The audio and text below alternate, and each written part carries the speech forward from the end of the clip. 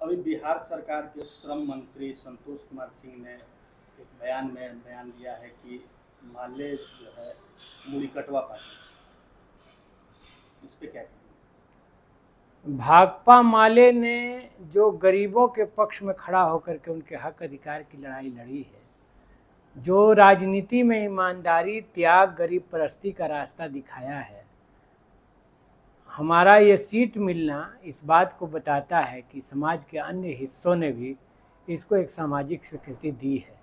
और जो चुनाव में जो उभार दिखाई दे रहा है, जो राजनीति धीरे धीरे कुछ धनवानों की चाकरी बनती जा रही है, उनके पक्ष में चलती जा रही है, तो राजनीति के इस रास्ते को आम लोगों ने स्वीकार किया है, स्वीकृति दी है।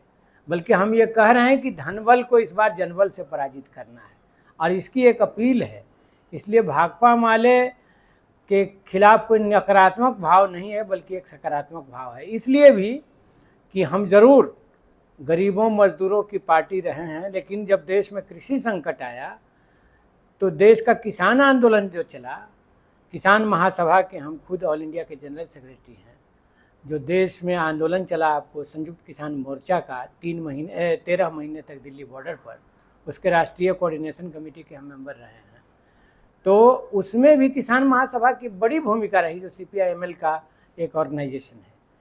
तो इसके बाद बल्कि मैं ये कह रहा हूँ कि आज किसान के सवाल पर भी सबसे वोकल के रूप में हमारा संगठन है और इसलिए व्यापक किसानों का समर्थन हमें मिल रहा है। वहाँ के बाद अब पवन सिंह जो भोजपुरी के गायक और नायक हैं, उन्होंने भी एंट्री मार दी है। तो पवन सिंह के आने से क्या लग रहा है कि काराकाट लोकसभा चुनाव का समीकरण किस रूप में आप देख रहे हैं? देखिए, वो एक लोकप्रिय गायक हैं और गायकी में मेरी तरफ से भी उनको शुभकामना है कि वे आगे बढ़ें। लेकिन जहाँ तक चुनाव का प्रश्न है, हर कोई को चुनाव लड़ने का अधिकार है, कोई कहीं से लड़ सकता है। लेकिन काराकाट क्षेत्र में ये जो सवाल हमने रखे आपसे, उस पर जनता बहुत गंभीर है। नौजवान इस बार रोजगार के लिए, रोजगार पक्षीय सरकार लाने के लिए, इंडिया गठबंधन को लाने के लिए कटिबद्ध है। वे इधर उधर कहीं नहीं देख रहे हैं, वे इस सवाल पर बहुत सीरियस है।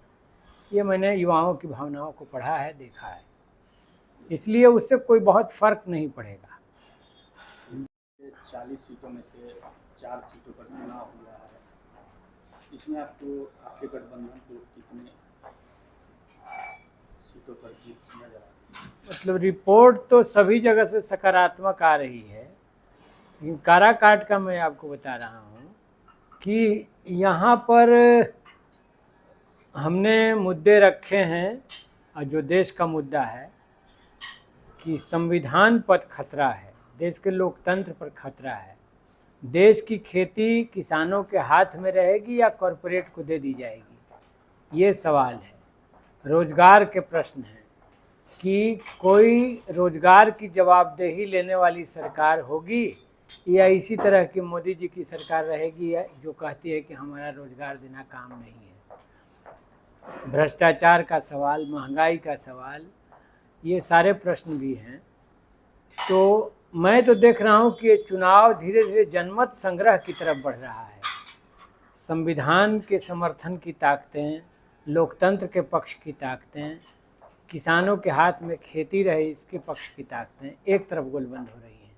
और काराकाट में मैं देख रहा हूँ कि जाति और पार्टी का घेरा टूट चुका है, बड़े पैमाने पर एक ध्रुवीकरण में देख रहा हूँ, इसलिए बहुत बड़ी संभावना नजर आ रही है। काराकाट से आपको इंडिया की तरफ से उम्मीदवार है, क्या लग रहा है आपको? सबसे पहले तो आपके दर्शकों को और काराकाट की पूरी जनता को आपके चैनल के माध्यम से नमन। अभी चुनाव में नॉमिनेशन होना बाकी है, 8 मई को नॉमिनेशन है और उसके लिए भी हम सबको आमंत्रित करते हैं, निमंत्रित करते हैं। डिहरी पड़ाव मैदान में सभा होगी, सासाराम में नॉमिनेशन होगा। चुनाव के पहले ही एक अद्भुत माहौल दिख रहा है यहाँ पर इंडिया गठबंधन के पक्ष में,